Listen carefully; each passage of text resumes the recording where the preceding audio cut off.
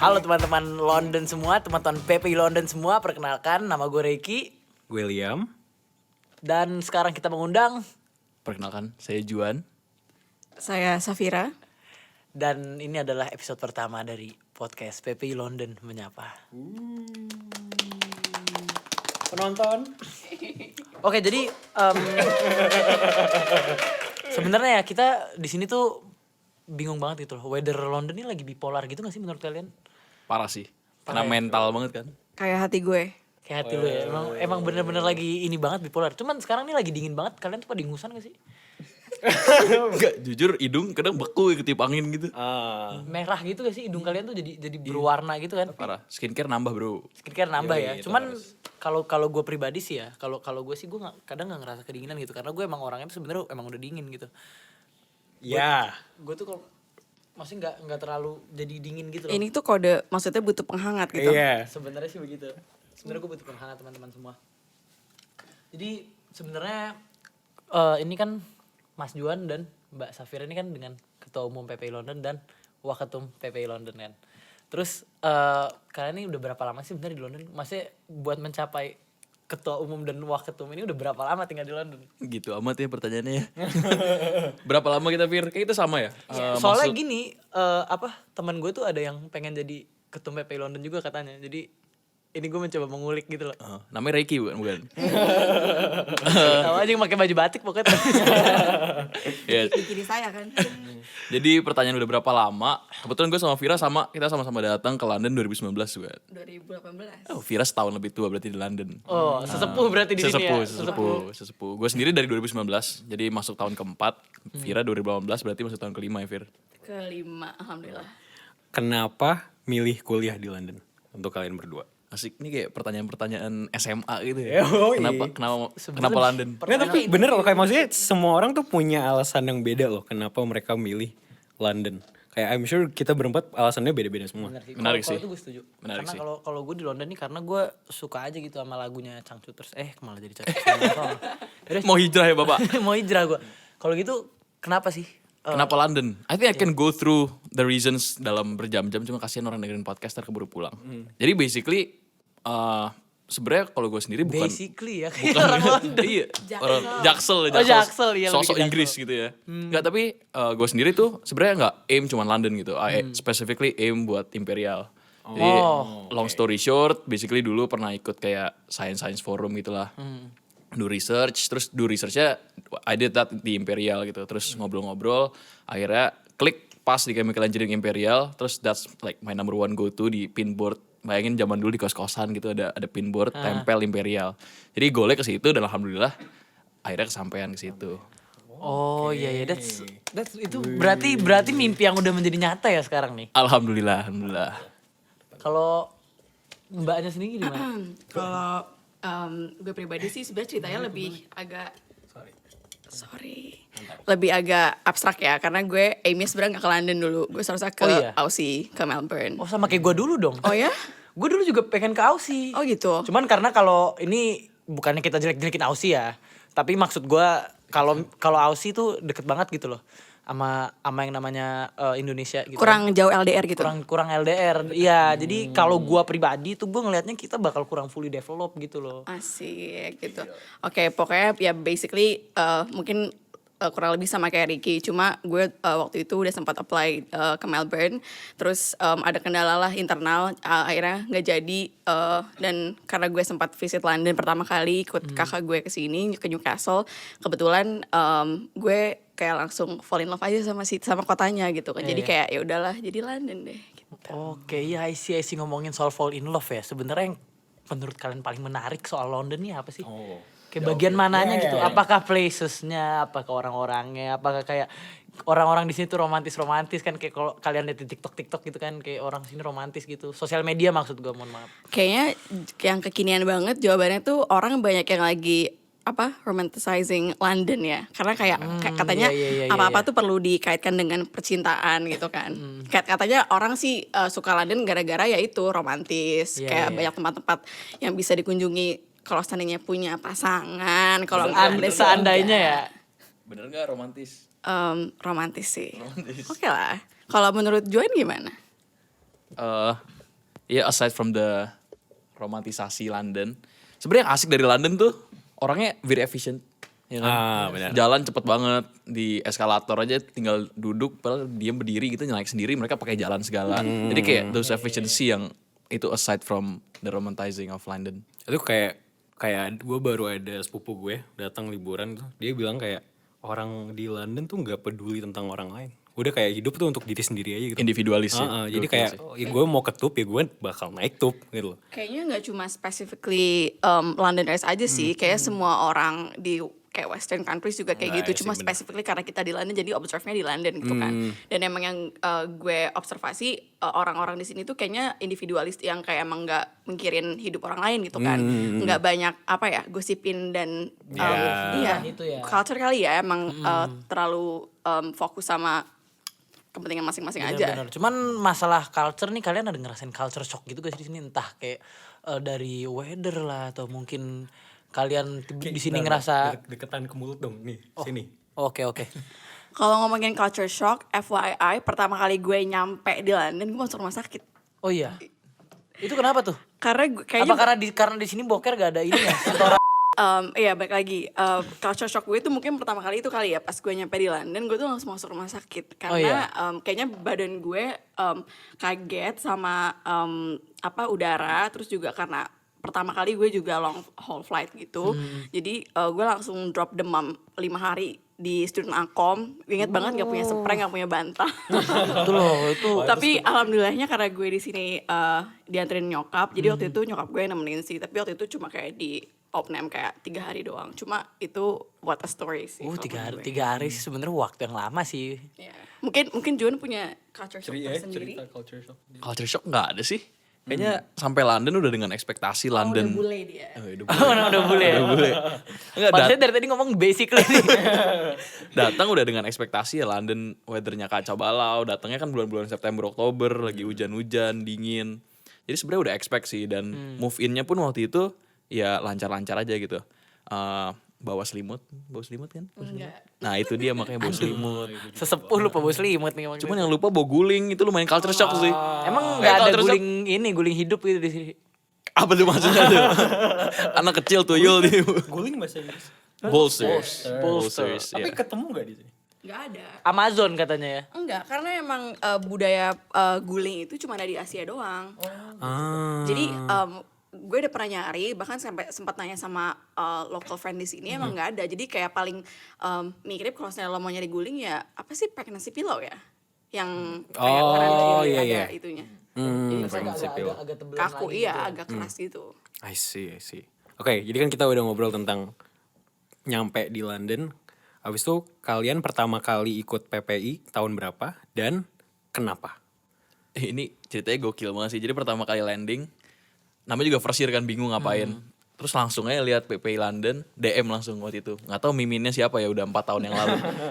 Min mau masuk PPI gimana caranya gitu. Dibalas 3 hari kemudian. Tunggu aja ntar ada pembukaan gitu. Ada pembukaan, langsung lah daftar. Cuman bingung kan, namanya juga anak baru 2 minggu di London.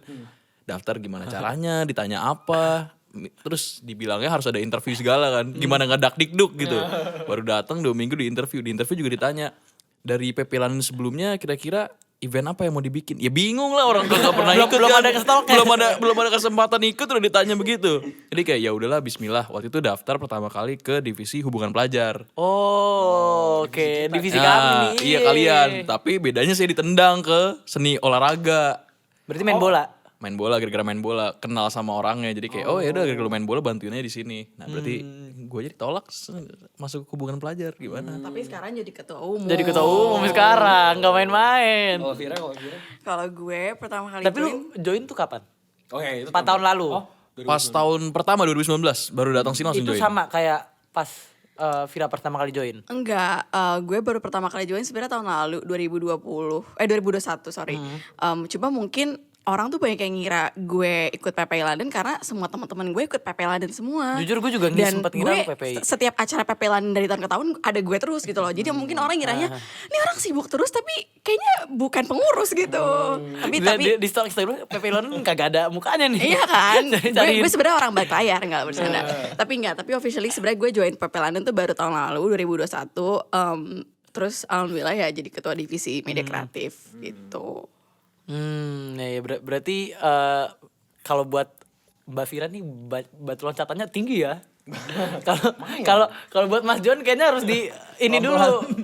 harus diraih. Ini sebenarnya agak satu. unik karena kayak gue pernah ngobrol sama salah satu pengurus tahun Unik, lalu. udah dapet aksennya. Pernah ngobrol sama salah satu pengurus tahun lalu, ditanya kayak kalau nggak pernah join PP Lana sebelumnya terus langsung loncat jadi ketua divisi gitu kan. Oh, iya. Karena sebenarnya aim gue go big or go home. Udah. Serem banget ini. Jadi Oke. jadi kalau seandainya mendingan kalian nekat gitu kan daripada satu-satu kecil gitu. Tapi ya mungkin alhamdulillahnya gue dapet kesempatan aja tahun lalu gitu kan. Terus tahun ini ya Go big lumayan or lah go ya. home. Iya bener-bener itu berarti pelajaran juga gitu buat kita. Buat gue juga sih sebenarnya Maliam nih maksudnya kayak Sebenarnya Kan lu yang mau jadi ketum PPI London. bukan temen gue itu. Sebenarnya tuh. lebih kayak kepercayaan diri aja. Kepercayaan diri ya? Ya, kayak beraniin aja nggak usah malu-malu. Kalaupun ketolak ya malunya kan ya beberapa jam doang. Ya bener. Gak seumur hidup. Istilah kata itu kayak lompatlah setinggi langit jadi kalau jatuh juga masih jatuh di awan-awan gitu. Oh iya, bintang-bintang. Bintang-bintang ya salah ya. Oke, bintang-bintang.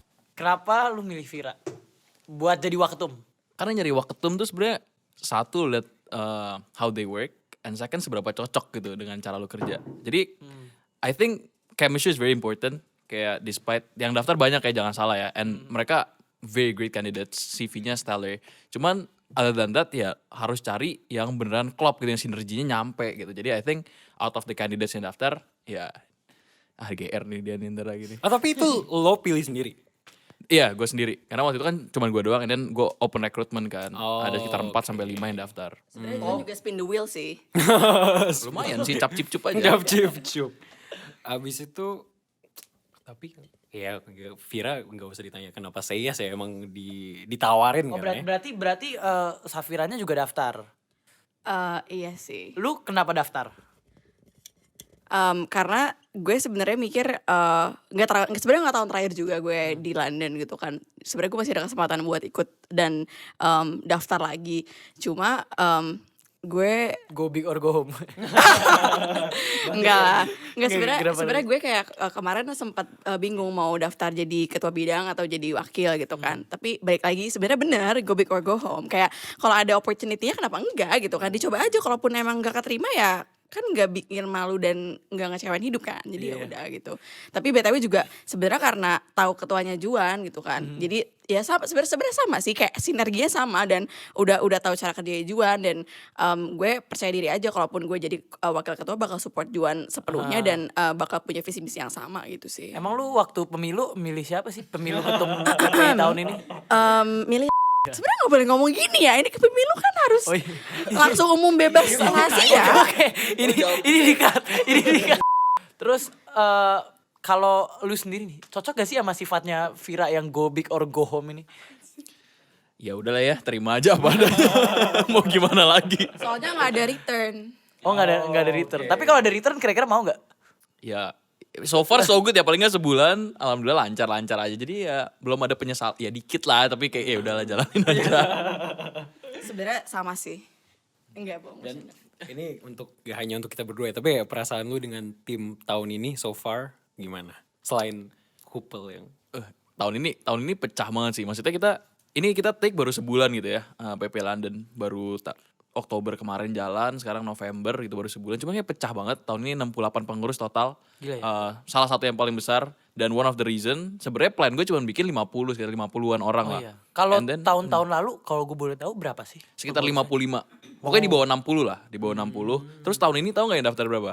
100, bro. 100. 100 orang daftar buat jadi pengurus. Jadi mau nggak mau dengan entusiasme yang tinggi, ya jangan gue sia-siain gitu. Banyak orang pengen bantu, jadi gue besarkan timnya sebisa mungkin, tapi tetap seefisien mungkin.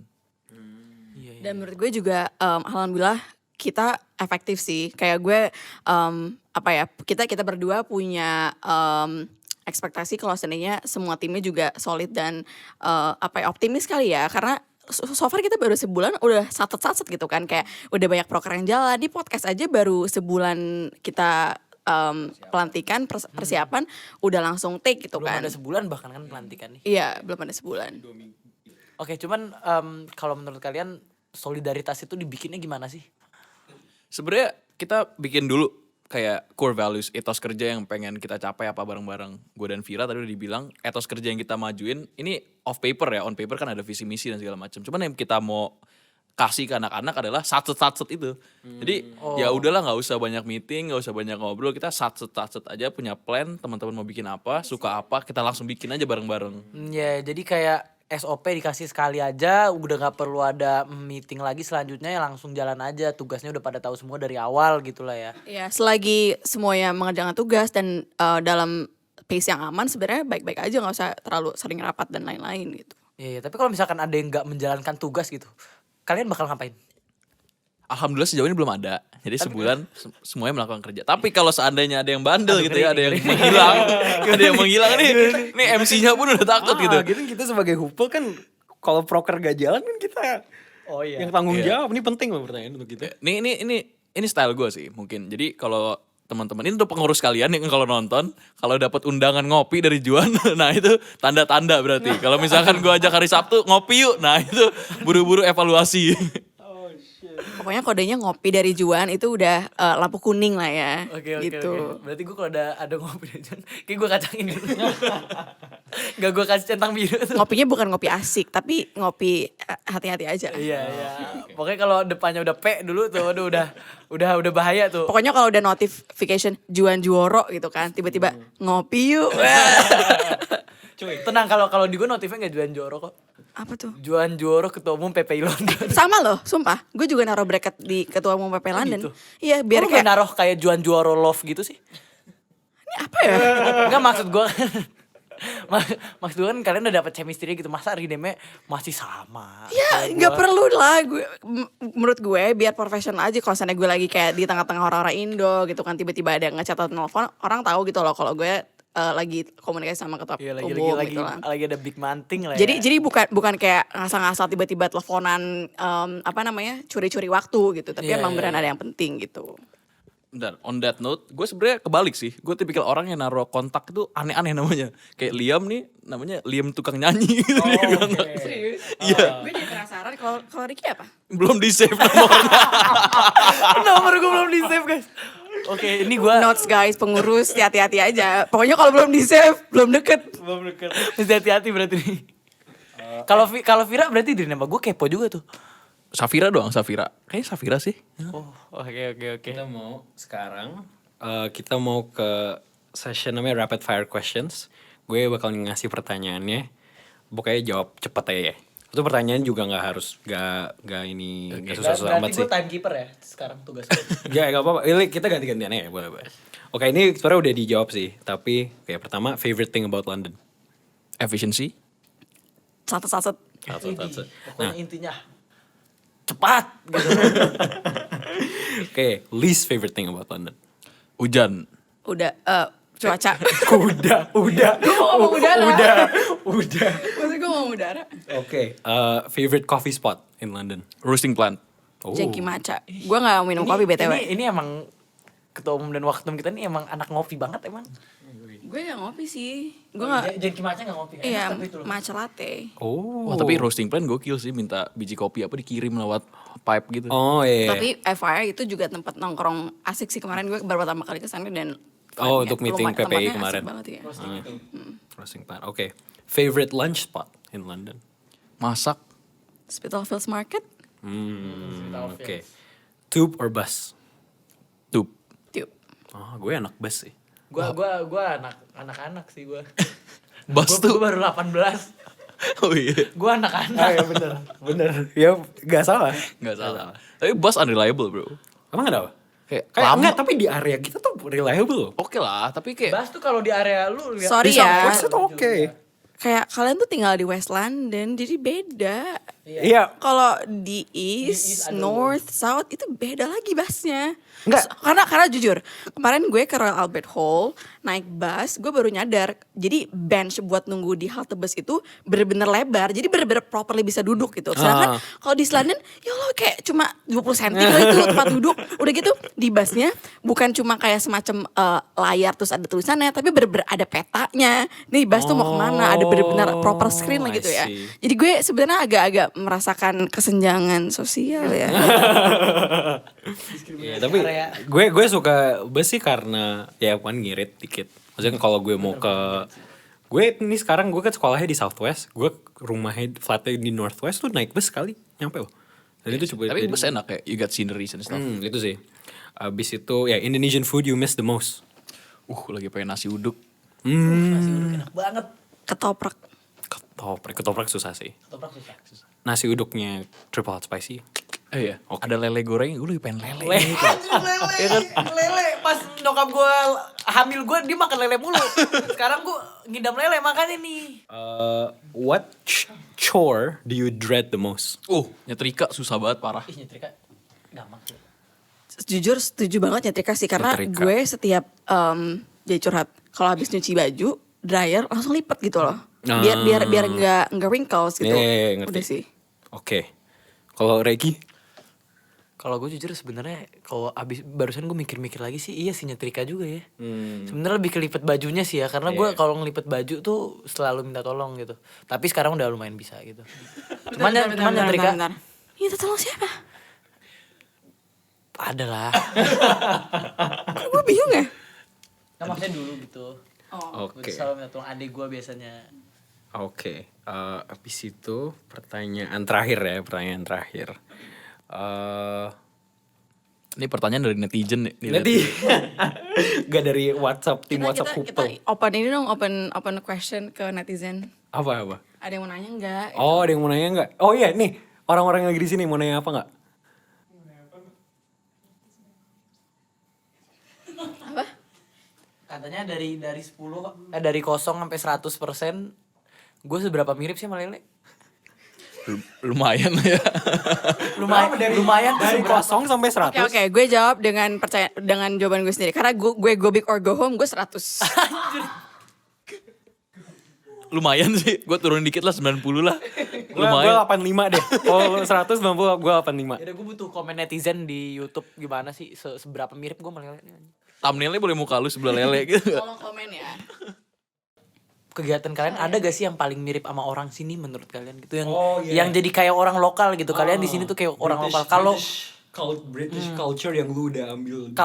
Kalau gua pribadi misalkan gua lagi nungguin kereta biasanya kan ada koran-koran gitu ya di selebaran ditaruh. Biasanya tuh gua ambil, gua baca-baca meskipun gua ngerti itu sebenarnya gimmick doang, maksudnya biar orang lain ngelihat gitu. Gua nih orang lokal gitu. Padahal gua orang Indonesia. Kalau kalian apa? Jalan cepet. Jalan cepat. Kalau gue tiap pagi minum teh. Gaya banget. Karena gue emang gak minum kopi kan. Dan buat gue sendiri bikin matcha latte itu effort gitu kan. Kayak lumayan lama. Iya sih bener matcha latte. Jadi teh paling gampang. Dan gue sering kayak ya udah romanticizing London aja. Kayak duduk di balkon sambil minum teh. Kayak sambil nunggu-nunggu Cakep pagi banget gitu. Itu cakep banget sih. Cuma Tapi itu gak valid. Nenek-nenek di Jakarta juga minum teh pagi-pagi. Tapi mereka gak bisa jalan cepet.